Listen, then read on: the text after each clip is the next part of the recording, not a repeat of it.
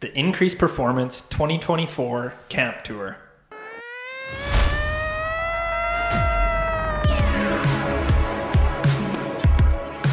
All right, we're back with another episode of the Increased Performance Podcast. Camera guy and Coach Wapps. You did it again. Oh, man, leading with camera guy, the liability of the business. This episode, we are here talking about the 2024 Camp Tour. Let's go. So last year was the first camp tour that Increased Performance has ever done. How did that go? Maybe let's talk there. Man, it was... I don't know if I can really put it into words. Like, if you would have asked me a couple years prior if I thought I'd be able to fill camps everywhere in Canada and then into the United States, I probably would have looked at you like you were Mike Wazowski. Even though you do kind of look like Mike, but but anyways, like it's incredible. Like, again, I don't really have words just thinking about showing up to these places last year and everybody acting. I think the coolest thing for me was everybody acting like they already knew me from social media. They felt like they already had a connection with me when we got on the ice, and they would bring up things from videos, and they'd always ask about Pep, and the one thing that they would ask about you, I'm not sure why. You didn't show up for many of them other than Denver, just because, again, the old lady's got the chain pretty tight on you. And anyways, that's a whole other podcast. But yeah, it was incredible. We started, we went to Edmonton or Leduc, and that camp was awesome. The kids were honestly awesome at every single camp, but that one was a great way to start. And it was actually the town fair going on at the same time at the rink. So I wish I would have brought my cowboy boots and everything. It was pretty wild in there. That's all I'm going to say about that. But yeah, and then we went to Calgary. Calgary was awesome. Calgary was 24 goalies. Last year we did our camp format where we had 4 goalies skating in the middle and then 2 goalies with a coach in each end working on net stuff. And it was a great format. Things went really well. So we usually had 16 goalies per camp. And then the Calgary one, we had 24. So we upped our ice. Those were long, long days. We were at the rink for nine-ish hours, and they were an absolute grind. In Calgary, Nick, the goalie, showed up the one day, which was super cool. The kids were super pumped. I'm not sure why. They obviously haven't watched his YouTube games, but just kidding, Nick. But no, it was really cool for the kids. He was signing autographs and everything, getting pictures, and that was another thing. Just everywhere we went, people wanted to take pictures with us, and it was really freaking cool. And we made it to Toronto for 2 camps. Those were great. The kids were great. And then we went out to Denver and visited our buddy Zabs. Lost in a shootout after camp to Zabs, which I've still been seeing a therapist to get me through because I've been mentally frustrated since. But that was a really cool experience to go to Denver. Denver's a beautiful place. You were there for that. You finally showed up. It was good to have you finally engaged. And but when we were at our Airbnb, it was so hot there, and it was such a nice place. I could live there. It reminded me a lot of here in a way, except for 100 times nicer and warmer and everything. It was kind of like a Calgary. Yeah. In the suburbs. It was awesome. So overall, like I said, I still kind of blows me away that we were able to pull that off and then have the reviews and have the feedback we got from everybody that we'd leave and we'd have emails the next day saying, when are you coming back? That's incredible. So then this year we thought, hey, we might as well do her again. So where are we going? Where can people find you? Well, where are we going? Are you actually going to come this time, or? Well, I actually think my son or daughter that's coming soon is probably going to be coming out around the same time. So camera guy's going to be a dad. That is an absolute liability in itself. Yeah, that's probably all I'm going to say about that. Just kidding. We're all excited. I can't wait to be the godfather. But this year we're starting her off. We just announced like over the last week and a bit. The first one we announced was Edmonton. Absolutely blew up. The registration blew up like crazy, which was amazing. And then, so the first camp we're actually doing is in Vancouver. We were getting hounded for forever to go down to BC and to the Vancouver area. So I'm looking forward to doing that, especially when it's nice out. You know, like it's beautiful down there. You know that. You're a big BC guy. So that one's going to be good. And then we're going to Winnipeg. Beautiful place. Nah, just kidding. I actually like Winnipeg. It's like a bigger Regina. So yeah, we're getting into Manitoba, and then we're doing Edmonton, Calgary, 4 days. So we're going 2 days to Edmonton, getting in the truck, driving to Calgary, doing the 2 days there. That's all we have planned so far. We can only do so much with our own rink now and everything else we have going on there. But yeah, so that's where we're going to be going this year. Was there, like, why did you choose the locations that you did choose? I think Edmonton and Calgary was just, it was just so good last year. The feedback was so good. And I feel like there was a lot of goalies that didn't get in because we only took certain amounts. So I think that was a big one. And you know what? I'm not going to lie. It is much easier for us when we can just drive. Flying is a grind with all our coaching stuff. Like when we got to Denver last year, they thought we lost our coaching stuff, and we were like, all right, I'm coaching in my rubber boots, but it just makes it easier. So that's why we chose there. Vancouver, like I said, it was just hounded for like literally since we started doing the first camps. There was people from Vancouver and Kelowna that came to the Calgary camp last year, like 3 different people. So thought we should make it out west. It's beautiful there in the summer. I guess I played there. That was in the archives. We buried that one. I was just going to say you blocked that one Yeah, out. we didn't just bury that one with dirt. That was cemented right over the graveyard there. But yeah, and then Winnipeg again, same thing. A lot of people reaching out from Manitoba, and we did a camp in Roblin, Manitoba with the minor hockey, and it went really well. And then I know it's a little ways away from there, but just a lot of people, and it's a decent sized city and everything too. So again, we can drive, right? It's only 5 hours to that. So that's that's why we chose those places. This upcoming camp tour, is it going to be a pretty similar format to last year? Are you switching it up? What can people expect? We're switching it up just because I think it's something that people haven't seen before. We've been running these types of camps for the last 3 years. This camp tour is going to be athleticism and elite edge work. I don't want to give too much away, but this camp is about teaching you how to become an elite level skater, becoming as athletic as you possibly can, and learning how to work like an absolute dog. Because I think that is so important as on its own. It's a very different setup. Some people are messaging me, what's the ratio? This is not that kind of camp. This is nothing like you've ever seen before in North America. I can promise you that.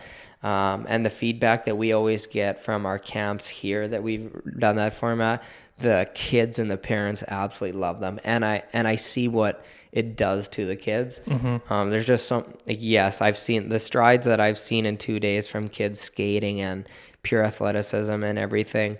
Yes, that's been good, but it's just like to see them really buy into working, because not enough kids know how to work. And if you can learn how to work like an absolute hound through playing hockey and the sport that you love, then you're going to be like, you hope that's going to help you later in life, right? And I think too many kids just alone I don't know if they think they can get by based on skill or anything. And my biggest thing is, if I can teach an 8, 9, 10-year-old how to work like a major junior goalie, or how you should be working at that level, man, are you ever going to be like way better off than your peers, and not just for hockey, for life, like I said before. So that to me is just so important. So yeah, I'm really looking forward to it. Not to scare anyone away, but No, I've seen firsthand a few goalies end up with their breakfast on the ice because it's a hard. We've seen a few. Honestly, yeah, we're good for a puke or a camp, but that's part of it. Like like one, you either get exposed like that you've been doing nothing. Yep. Or just, some people just puke too. Like I don't know if you know that, but I mean, you've only played U15A hockey, but there's a lot of people that I played with that just puke. Not because they're out of shape, they just do it. Yeah, they push themselves. Yeah, and it doesn't matter like how hard I go, I don't throw up. Like some people just, like that's just what happens, right? So, no, I mean, is there going to be somebody? Maybe, but it's not a guarantee, right? If everybody's pushing themselves to their own limit, and that's the other thing, a lot of these kids find out that their limit is way bigger and deeper than they originally thought before they showed up, and that's the goal. That is the goal, yeah. So, I mean, we're lucky enough to have an audience that stretches outside of, Western Canada. So, unfortunately, not everyone is going to be able to train with you at these camps or the other coaches and be a part of it. So, for the people that are listening, like, what are some of the other opportunities people, now that, we have the facility, what are some of the other opportunities that people can actually train with you outside of these camps? Like I said, the camps are great. If you're from around there or you want to come to them, like, please do it. It's a great way to spend, like, you can learn a lot in a few days and spend some time with us and everything. But if you can't make it, or it just doesn't work, or you want to come spend 3, 5, 7 days down here, 2 weeks. I have a kid. There's going to be a kid coming down for the entire month of August to train at our facility. Which is crazy when you think about it. Yeah. Renting an Airbnb, and they're here for the whole month of August to skate. Like we'll set up the schedule so the kid doesn't die, and we'll set it up accordingly to what I think without burning them out.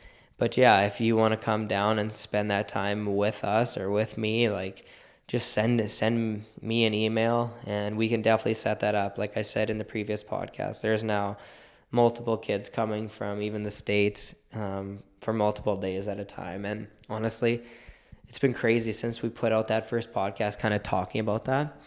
Like, my emails have been blowing up.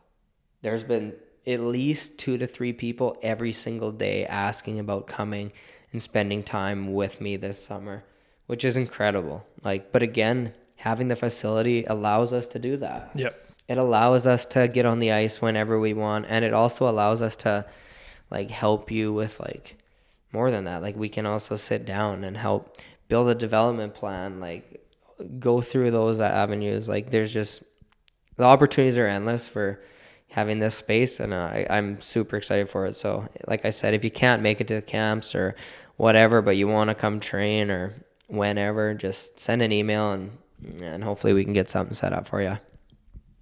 Right on. Camera guy might put the pads on this summer. I've been waiting. We actually have to. I can't believe that we haven't done that yet. That is absolutely ridiculous. I should probably do it before I have my son or daughter, because I'm probably going to get injured. Good point. But anyways. I am going to torch you. It's going to be bad. We got to do it. We should honestly just rent an hour of ice. Not here. So I can blast pucks at you as hard as I can. Like, from a distance, though. I need the distance, actually. Yes, that's what I'm saying. Yeah. I would get shelled if we were on the small ice surface. Well, that's like Pep's dad. He made some outrageous bet with me that if I shoot from one crease to the other crease on him, that I won't score, and every goal I score, I can't remember what it was. It was like $1,000. Like the full rink? Yeah, like our rink. Yeah. Okay, yeah. It's like $1,000 a goal that I score, but every save he gets, Pep gets a free session. Or 2 free sessions. Like, yeah, that total doesn't add up. But like, yeah, that's what it was. And he's just like, he wants it. Yeah, like he every time he's here, he talks about it. Like, we need to do it. And Pep just chirps him. He's like, you're an idiot. Yeah. That's good content. We can man, it'll be hilarious. We could get Pep doing like color commentary of his dad. Like, it would be pretty funny. That would be funny. Play by play. Yeah. Just a separate camera on him talking about every single shot and opportunity. Put a headset on him. Oh, man. That's a good idea. Who wants to see that? Yeah, let us know. Anything else on the camp tour, or should No, I don't think so. Like I said, I'm just really looking forward to it. Oh, the one thing is, like, I know it's a ways away. Like, when's June? How many months? I don't want to do some mental math and It's about 6. Is it 6 or is it a little bit more than that? No, 6. Okay, so I think it's a little bit more than 6 on the dot. Maybe 6.5. Well, yeah, I guess 6.5 because we're 14 days into December. I knew it was more. Anyways, I know it is a ways away, and a lot of people haven't even thought that far. I haven't even thought about like February or anything like that, which we're actually putting on a 2-day February break camp, the Monday and Tuesday in White City, Emerald Park here by us. Forgot to mention that. Haven't even announced it yet. I guess he just did. I've been filling it with. I'm trying to get as many of our high-end goalies in it as possible to make it like the most competitive environment. And it's all good for them to push each other and spend time together. Yeah. Like, I love it when I get to, because it's like they all know each other from the social media, but they don't know each other because they're from different parts of the province, right? Yeah. So, yeah, we're going to be doing that one. But what I was saying is, don't, like, and this isn't trying to be like pressure in it, but don't wait. Like, because they're filling up like drastically. Like, again, it's blowing me away, like how fast they're filling up. And I know it's a ways away, but if you are wanting to come, like, get a spot before, because I can't add people or anything once it's full and everything. So I just thought I would add that. Right on. Okay, well, this comes to the next part, questions from the community. So questions from the community. Again, which has been great lately. It's been awesome. Lots of engagement in there. Yeah. So if you are a part of that community, but you're not in there actively, you're missing out. You're missing out. So get in there. And again, for anyone that's might be listening to this podcast for the first time, we have every podcast we answer a few questions from goalies, parents, and coaches inside of our private goalie community. Anyone that gets any of our online programs gets lifetime access to this community. So the first question, that we got a few, but the first one is, it's to do with butterflies. So, like the bug? There's Coach Wapps, one camera guy dash. There's a discussion about the number of butterflies being compared to pitch counts in baseball. It's probably because I said this in the last spring hockey podcast. What's the right number to shoot for per practice or per week? Obviously, that's very situational, but how do I know if my goalies are dogging it in my practice or they're just tired because the shot count is too high? That is a very loaded question because, again, it's going to be different individual to individual of conditioning, strength, like all those things are going to play a factor. I think the biggest thing for them is making sure that they're getting at least one day off of the ice a week. I think like as a coach, you should be able to know by now at this time of the year if your goalies are working hard and when they're not, when they are dogging it and when they are tired. Like, if you have a practice where they have 500 shots each, you're probably going to notice they're getting tired. Mm-hmm. So just keep an eye on it. Try not to have them absolutely blasted every single practice, every single drill. I think the biggest thing is just for their own parents and everything and to manage it. But I think you as a coach, your job, if like, say you do have a lot of ice times in a row and you have maybe a tournament, or if you have one goalie, like, maybe just say, hey, like, take the day. If you have a tournament, and you play 4 games and then you have a scheduled Monday practice, be like, you know what, we'll do skills with our players, work on skating and skills, and put a shooter tutor up, or call up an AP or a younger goalie and give them a day. But again, you just manage that. Like, that's the biggest thing for me, is just making sure that you're looking at the schedule, because a lot of minor hockey coaches, like, I just hear this from parents that I work with. I get to see and hear how many times they're on the ice and consecutively after like days of tournaments or 2 weekend games and everything like that. So if you have 2 goalies, it makes the load way better, obviously. But just keep an eye on it. I don't have a specific number or anything like that. Just make sure that they're getting a day off every now and then, or maybe if you do have a bunch of practices in a row, maybe make one practice that's a little lighter for them, or something like that. All right. Question 2. How do you get little goalies, such as U11, playing their first year to deal with the big emotions on the ice? This is a tough one, because when you sign up to become a goalie, you're excited to be a goalie because you love goalie, right? There's not a prerequisite thing or something that warns you ahead of time. Okay, little Johnny, like, you sure? Yeah, I am. Well, like, you don't understand the mental side of the game, right? And it takes a very special person to be a goalie in the first place, but it also takes a very special person to be a successful goalie. There's lots of average goalies, right? Lots. You go through the whole minor hockey system. There's lots of average ones. Couple good ones, maybe one great one. Like, and yes, talent is definitely needed. Mobility, genetics, strength is definitely needed. But it's to be good all the time and to be able to handle the lows is what separates, we'll call the men from the boys. Right? Like we talk about Vasilevsky. Yes, he's the 6'4". Yes, he's a genetic freak. Yes, can flare his butterfly better than anybody. Yes, he's stronger than anyone. Yes, he's faster. He's got it all. Yep. But he's also on an absolute another universe mentally. Like what he was able to do to play as many games as he did over the last like 3-4 years before he had surgery here, to be at that level, people can't fathom that. Because of the mental exhaustion one hockey game is on a goaltender at a high level.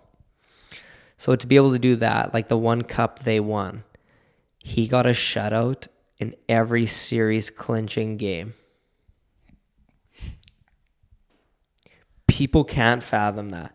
To know that, like unless you played at a high level as a goaltender, you have no idea how hard that is. I have like goosebumps just thinking about that, to what that means, like what he's been able to do mentally just to get himself into that like zone or whatever. So full circle here, back to the young 11-year-olds, like if you're a parent, just being positive. I think finding a good coach for them that's like been through things from playing and stuff, like to mentor and help them with those things, because mom and dad can only say so much, right? Like, oh, don't worry about it. Well, have you been lit up to 10 goals?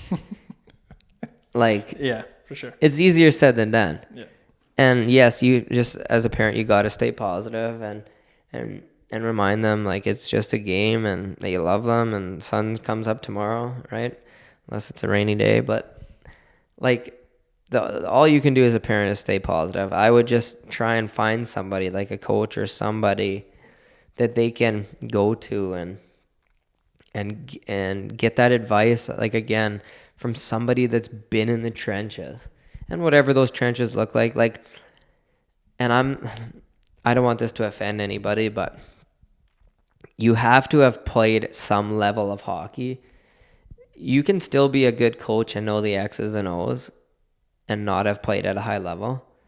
But in order to actually help somebody going through something like that, you have to have been there to know what the heck they're feeling and going through, and the strategies and the things that you learned from it and the experiences. Like, that's what makes, I genuinely think, like, a great coach. Because yes, you can be a great communicator too. Like, that is really important. But just being a goalie is different, man. Yeah. Like, having a building of 10,000 fans yelling your name, like, that isn't normal to have been through that, right? Yeah. And I'm not even talking about myself, but I'm just speaking out loud. But I played in the teddy bear toss game versus the Calgary Hitmen. I walked out for warm up. There was 15,000 people in the stands. The Saddle Dome was full to the roof in warm up. And I remember stepping out and looking up and going, oh my God. Like, that was an NHL crowd. Yeah. And as soon as I got scored on, I got pounded by bears, smoked in the head. And I would make a save in the third period, and the whole crowd would sarcastically cheer and just like give it to me. So it's like, until you've gone through that kind of things, or getting torched, getting pulled, it's really hard to help, right? Because words only mean so much until, like, you've actually put yourself in those shoes. You know what I mean? Yeah. And I feel like that's not just with goalies, but I feel like that's a problem with a lot of things in hockey and in life. Like, everybody's thinks they're an expert, but they've never been there. Mm-hmm. Like, to play rec hockey goalie and to say that, like, you're an elite goalie coach, you might know a lot about the position because you've nerded it up, and that's okay. You know lots about the X's and O's, but it's so much bigger than that. Yeah. Like, that's why even online, like, people come out of the woodworks. We were reading the YouTube comments today of people saying that I just seem like a prick. Yeah. And chirping me. And it's like, if you were actually in the rink when I was doing that session, you probably would be in tears laughing at half the things that I said or what the goalie said back to me. And the reason that I act a certain way to the goalies, and why even I chirp them, is because I battle test all my kids. Yeah. Because, like, just like to this question, you can butterfly, great. You can track the puck, great, awesome. Well, can you do it with somebody grinding down your neck, chirping you, telling you suck? Yeah. And I'm not mentally abusing the kids. Like, no, it's far from yeah, that. like, you know, from you're out there, I'm joking. Yeah. And they all, you saw today, they start giving it back to me. And that's what I'm looking for. Yeah. But I do that to battle test them. Because if you can't get through that, you're not going to be a good goalie. Yeah. You have to be able to take it and go through hard things, and just to be able to, like, even control your own emotions in that moment, to not just get worked up and be like, F you, and just, like, helicopter me in the face. Like, you have to be able to dial it in and then make a save, because it'll be some sort of competition, or to make the next save, right? That's goaltending, right? It's not just butterflies, reverse VH, like what so many people put it out there to be. Yeah. It's not like, yeah, that is part of the game, but so many people know that stuff. It's so much greater than that. And like I said, this question, I've went in an absolute tangent, but I hope like everybody can learn from what I just said. For sure. And I guess for the people that, there's one thing that you said that stood out to me, and it's, you know, finding a coach, a mentor who has experience. The unfortunate truth is that there's not a whole lot of people that fit that mold in the coaching sphere. Not in minor hockey. Correct. Because a lot of the the ones are in pro hockey and everything like that, and they don't want to touch minor hockey. Yeah. Like, they just don't. So where I was going with that is anyone that's feeling like they could use that, but they don't have access to that, that's literally why we created the community. Like, it's one of those things. Absolutely. Where, and it's slowly as time, over the course of this year, it's slowly picked up, and there's tons of people there. Like, it's a valuable resource in and of itself. I want to jump in here, and yeah, like, because there's people now talking about, like, oh, if they had a bad game or advice or anything, but there was a kid that this is just on Instagram, that reached out to me the other day, and he goes, I don't know what's wrong. I was so good at the beginning of the year, and now I just, like, I can't. My team's not, like, playing that well.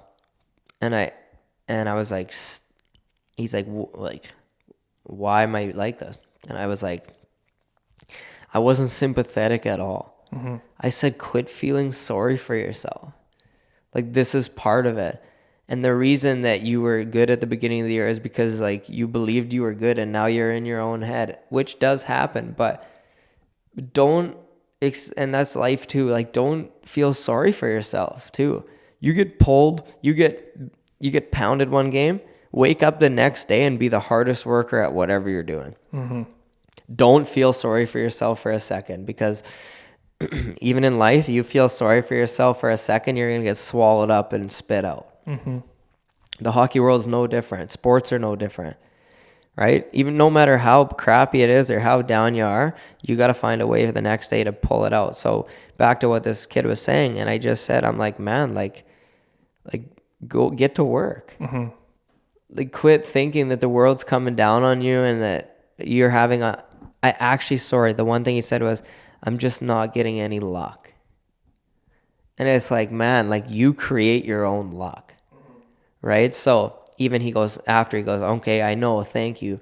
But I think, like, he was looking for me to be, like, advice to be like, oh, don't worry, because that's not real. And again, I'm not being mean, or I'm genuine, because I genuinely care. That's why I answered the way I did, and he, like, thanked me for it. But yeah, like, I just think that's also really important.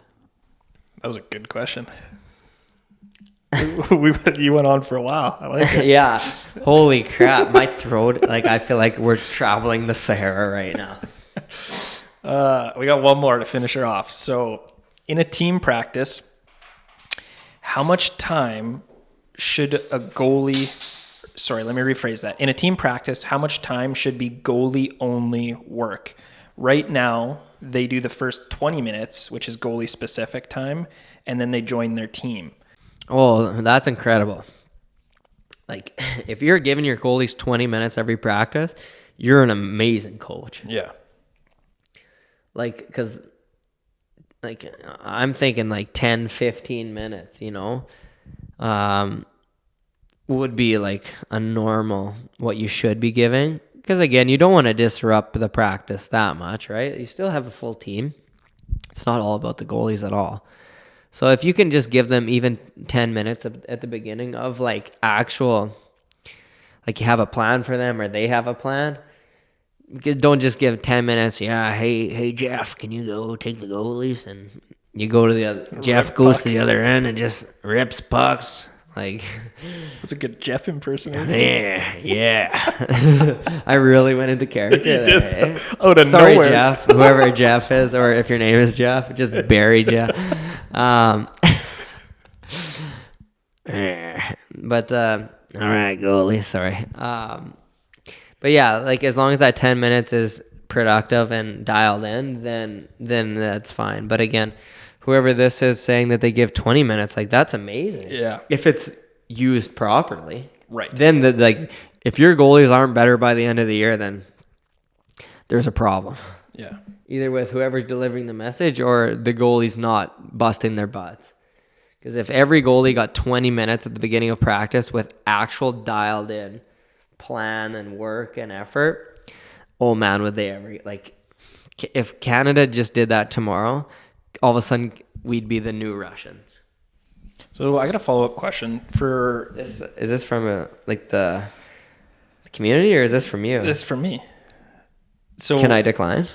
No, you don't have that choice. No comment. For the parents, the coaches, the goalies that maybe find themselves on a team and the coach doesn't know exactly what to be doing and how to properly utilize that 10 minutes that they get, what are just some simple drills that they could be focusing on, or what are a few things that somebody could hear this and be like, okay, this is where I can start doing? Well, just seriously, like, makes my job easier to just say, look at our online development programs. They were built with that in mind, of you getting just a small fraction of time and actually having a plan and knowing what you're going to do every week. I mean, if you don't want to do that, then, I mean, we put out free content every day on all our channels. We're going to be really firing up YouTube moving forward here and giving a lot of things that you can learn. So, I mean, there are free resources and stuff that you can learn. But like I said, those programs that we've built and continue to build, we spent years on redoing them, making them better, evolving them, and actually coming up with a legitimate strategy that's going to work. Yep. Right? Instead of just a program of information. Like, that's good, but how do you apply that to a minor hockey team or a rec team? You only get a small fraction of time, right? Yep. So what can you bang off in that time? And that's why we did that. So if you're not aware of any of those programs, I can link them down below this. Oh, you're such a good guy. Other than that, I think that's it. Yippers. See you at the camps in 2024. Let's go.